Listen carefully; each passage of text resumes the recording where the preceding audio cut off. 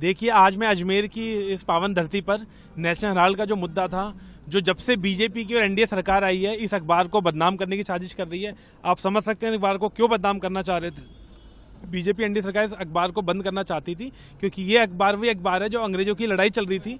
उस समय तमाम अंग्रेजी अखबार अंग्रेजों की तारीफें करते थे। नेहरू जी ने अखबार खोला और देश की आज़ादी की लड़ाई में इस अखबार का अहम योगदान रहा। झूठा मुकदमा चलाया गया। तमाम हमारे नेता राहुल गांधी जी, सोनिया गांधी जी, तमाम जो नेशनल हेराल्ड से जुड़े हुए नेता थे, उनको बदनाम करने की साजिश करी गई।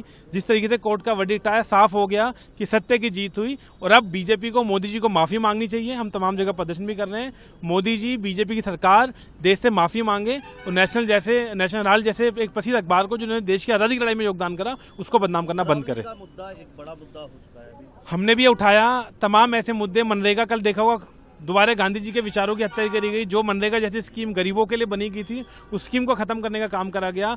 और अरावली का एक बड़ा मुद्दा है। दिल्ली से मैं ताल्लुक रखता हूं, आप समझते हैं दिल्ली का पोल्यूशन इस तरीके से बढ़ रहा है, और उस समय ये अरावली का डिसीजन आना और उसको सरकार सपोर्ट करना, ये बहुत शर्मनाक है। अरावली खाली दिल्ली का नहीं, दिल्ली, हरियाणा और राजस्थान की जो ब्यूटिफिकेशन है, जो नेचर है, जो एनवायरनमेंट है, उसको खत्म करने का काम करेगी। सरकार को तुरंत इस पर रोक लगानी चाहिए, वरना एक जन आंदोलन के लिए कांग्रेस पार्टी अनिश्चित तैयार है और करने नहीं देंगे। महात्मा गांधी का नाम हटाया गया, कितना गलत मानते हैं? देखिए, महात्मा गांधी जी से उनकी चिढ़ लाजमी है, लेकिन जिस तरीके से नाम हटाया गया, शर्म आनी चाहिए। मोदी जी, आप विदेशों में जाते हो तो उसी गांधी जी की प्रतिमा के आगे सर झुकाते हो, और जब देश में वापस आते हो उसी गांधी जी के विचारों को, उसी गांधी जी की आप हत्या करते हो। ये बहुत शर्मनाक है।